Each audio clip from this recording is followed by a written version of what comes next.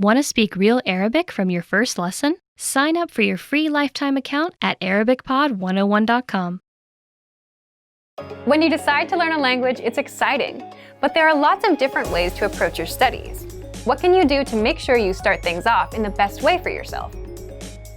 In this video, we'll cover 6 things for you to consider to get you started on the right foot. First, what is your reason for learning?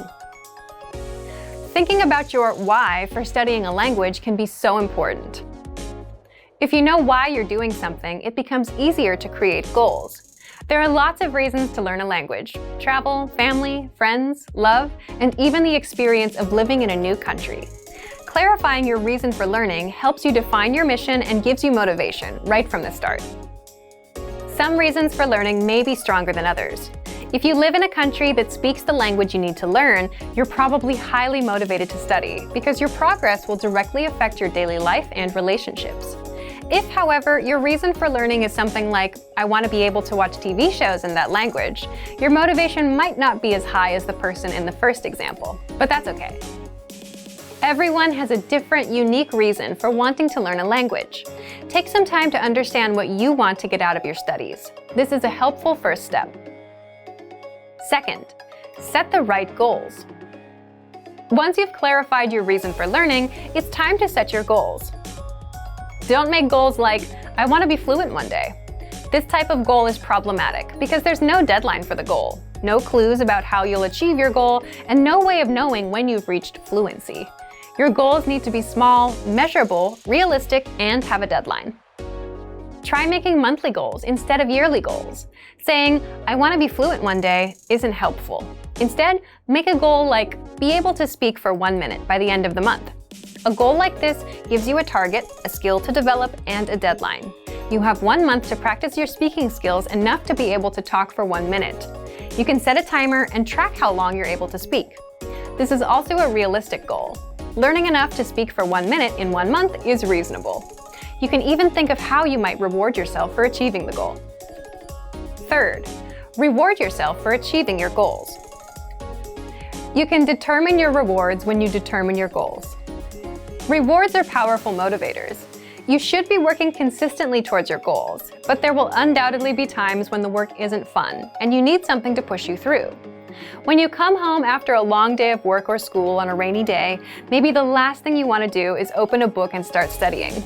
It's so much easier to turn on Netflix or scroll social media, but if you have a reward, you can use it as a motivator. As mentioned before, it's important to remember why you're learning a language and what your goals are. For many people, thinking about the rewards they'll get along the way boosts their motivation. If you give yourself something to look forward to, it can help you get through the times you may not feel like putting in the work. Fourth, match your routine to the study medium. The word routine here refers to your everyday routine. You need to understand your personal schedule and your personality to make a study schedule that's right for you. It may come as a surprise that this is a step where many people fail. They think they can do a lot more than they actually can, get overwhelmed, and quit. In the end, the people who give up after just a few weeks of hard study are only able to do a fraction of what they planned to be able to do. It can be tough to understand your own limitations. We all like to think we're capable of doing anything we put our minds to, at any time, on any day. But the reality is, there will be times when we're tired, bored, or just don't feel like studying. We need to be able to plan for times like these. To do that, we need to understand our own limitations. Try this. Write out your weekly schedule. Where do you have some existing time that you can spend on studies? For example, maybe you have some time on your commute every day, or sometime during a lunch break. If you're super busy, like most people, look for places in your day that naturally make sense, instead of trying to create a whole new block of time to devote to your studies. Maybe it's when you visit a cafe, or when you're on the bus or train. See if there's a place where you can match the medium, the learning method, to your existing routine. For example, on your commute in the morning, you can listen to an audio lesson twice a week, or listen once a week after dinner at home while you do chores. Break out some vocabulary flashcards during lunchtime. Maybe you can even find a weekend class. Which brings us to our fifth point. Fifth, anchor points. These are the connections you make to a language that boost your motivation and keep you attached or anchored to your goal. For example, maybe you have friends or relatives that speak the language. And if you're around them and you're exposed to the language, you're more likely to learn. If you don't know anyone who speaks the language, consider making a monetary investment, like a textbook or a learning program. By paying for something, you make a commitment to yourself to use it. Sixth, assessment. It's good to know where you are in your studies and determine if you're making progress.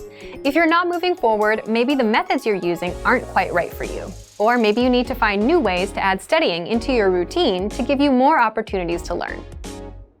But don't do assessments so often that you don't actually have a chance to learn. For example, if you take a test once and get a score you're not happy with, don't immediately take the test again. Give yourself time to study and develop your skills more. Then you can come back and try again.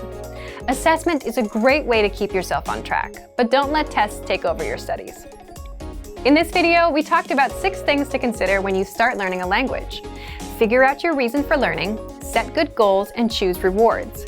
Have anchor points, and make sure to match your routine with the medium of study. And finally, make sure you have the proper approach to assessment of your progress.